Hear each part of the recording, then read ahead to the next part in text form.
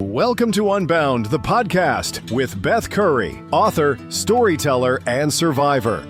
This is where books meet real life, where Beth reads chapters from her work and breaks free from the traditional audiobook format, diving deeper into the personal experiences, lessons, and liberation behind every page. Nothing is off limits. Let's get unbound.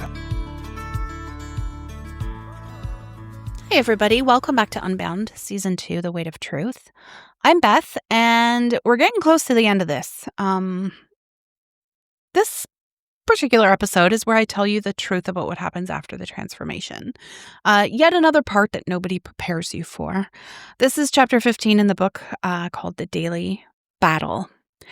This isn't a fairy tale ending where I tell you I lost the weight and lived happily ever after. This is real life where I have to manage my food addiction every single day, where I still have urges to eat my feelings, where I still have to make conscious choices about what goes in my mouth 3 times a day plus snacks, where I still sometimes binge and then beat myself up for it endlessly. This is a chapter where I tell you the truth. Recovery isn't a destination, it's a daily practice, and we are human. I'm maintaining somewhere under 200 pounds. I refuse to step on the scale right now because my relationship with numbers got disordered again after my lipedema flare-up, and I'm working on that. I know based on how my clothes fit and my waist measurements that I'm still in a good place, and that's enough information for now.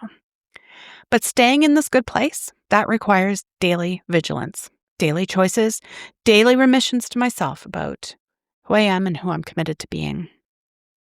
The daily battle looks different than it used to, but it's still a battle. I still have days when I want to eat everything in sight because I'm stressed or bored or sad or celebrating, or just because it's Tuesday and food feels like the answer to problems it can't actually solve. And also because pizza. I still have moments when I open the refrigerator and stare into the abyss like it contains the meaning of life, when I'm not hungry but my brain is convinced that there's something in there that will make me feel better. I still have times when I eat faster than I should, when I finish my meal and immediately start thinking about what I'm going to eat next, when food feels like the most reliable relationship in my life. The difference is that now I recognize these patterns for what they are. I don't judge them or try to willpower my way through them, or hate myself for having them. I manage them. But you know what's coming? Here's what déjà vu looks like in my daily battle now. The fact I'm having an urge to eat when I'm not hungry. My thought, this is my addiction talking. It's not an emergency. I can breathe through this. How that thought makes me feel. In control, compassionate toward myself, focused on my long-term goals. My actions, I use the groove shift method. I remind myself that urges pass in 90 seconds.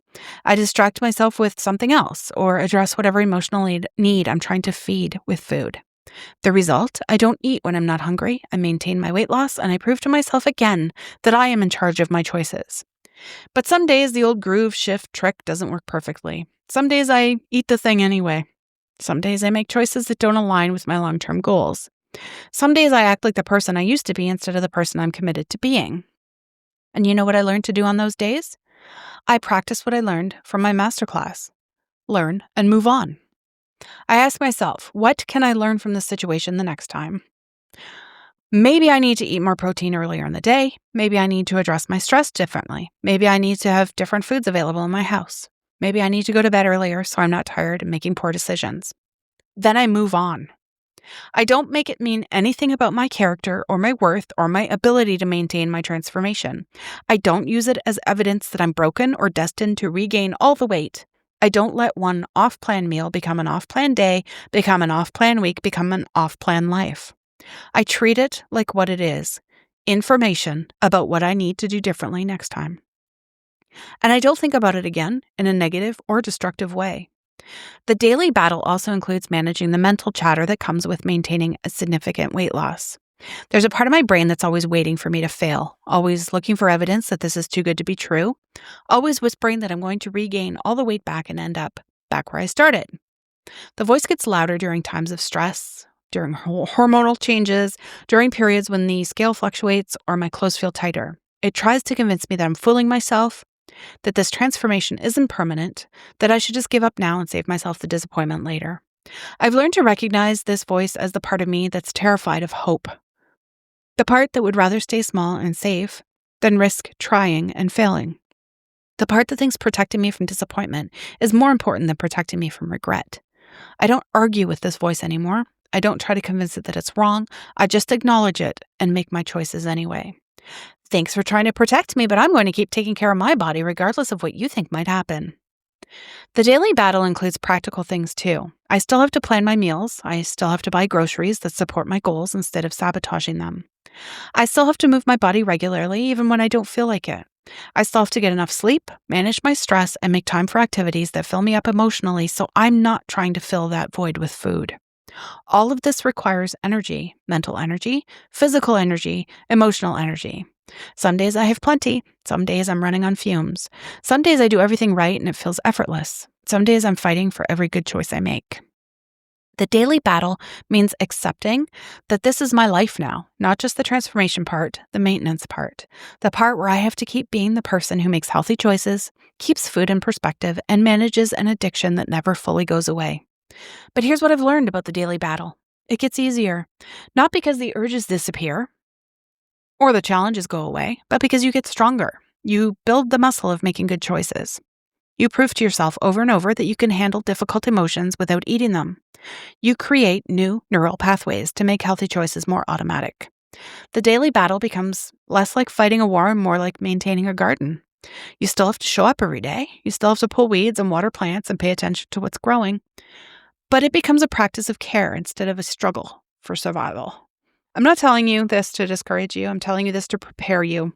Because if you go into this thinking that weight loss is a problem you solve once and then never have to think about again, you're setting yourself up for disappointment. This is a lifestyle. This is who you become. This is how you live.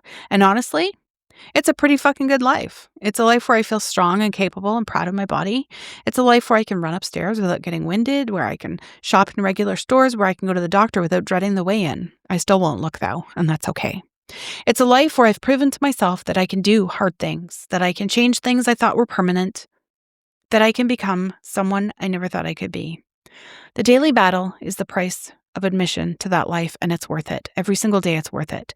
But you have to decide that for yourself. You have to decide that the person you're becoming is worth the daily effort it takes to be her. You have to decide that the life you're creating is worth the ongoing commitment it requires. Because this isn't a diet you go on and then go off. This isn't a temporary fix for a permanent problem. This is a fundamental change in who you are and how you live. The daily battle isn't a bug, it's a feature. It's the proof that you're living intentionally instead of automatically.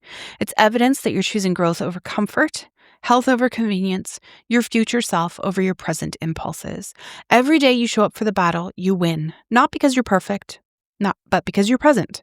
Not because you never struggle, but because you keep choosing to struggle towards something better instead of struggling to stay the same. The daily battle is where transformation happens, not in the dramatic moments or the before and after photos, but in the small, consistent choices that no one else sees. That's where your real power lives, in the daily decision to keep becoming who you're meant to be. Real talk questions. What does your daily battle look like? Be specific. What time of day is hardest? What emotions trigger your urges? What situations make you want to go back to old patterns? You can't manage what you won't acknowledge. What stories do you tell yourself when you have an off day? I always mess up. I'm not cut out for this. I should just give up. Notice the difference between I made a choice I regret and I'm a failure as a person. One is information, the other is identity. How are you preparing for the maintenance phase of your journey?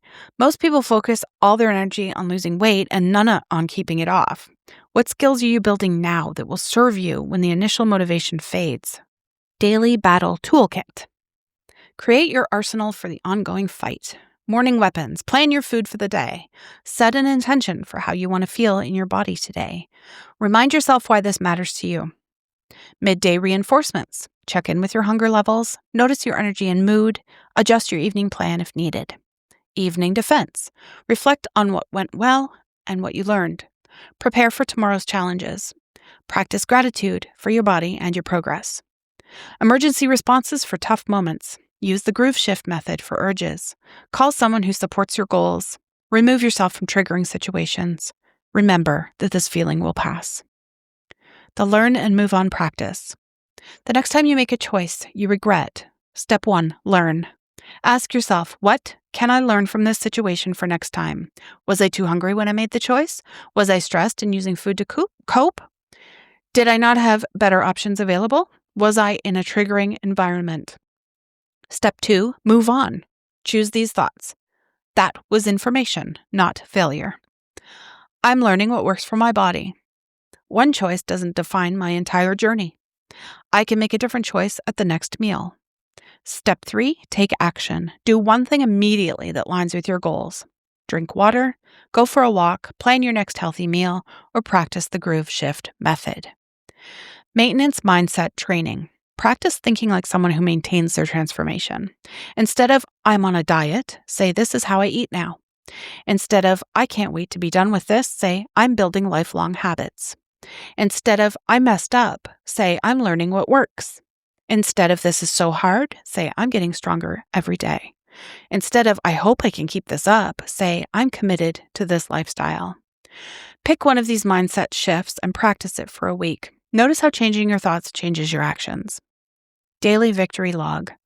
Every day this week, write down one good choice I made today. Could be as simple as drinking water when you wanted soda. One moment I managed my food addiction well. Breathed through an urge, stopped eating when full, chose nourishing food. One thing I'm grateful my body can do. Walk, breathe, hug, dance, whatever. The goal is to train your brain to notice your daily victories instead of just your daily struggles. Truth bomb. This isn't a problem you solve once and forget about. This is a lifestyle you commit to and maintain. The daily battle isn't punishment. It's the price of admission to a life you actually want to live. Recovery isn't a destination where you arrive and never have to work again. It's a daily practice of choosing who you want to be over who you've been.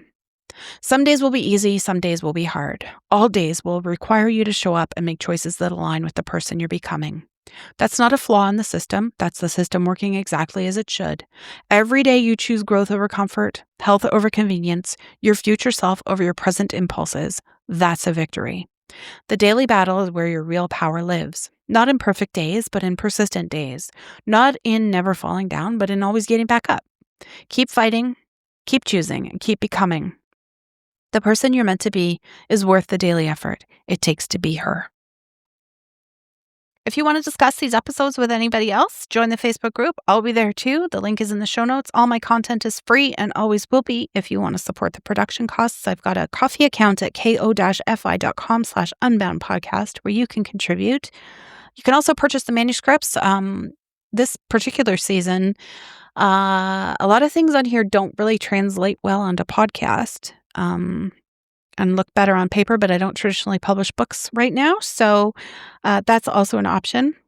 And in either case, I accept e-transfer at PayPal as well.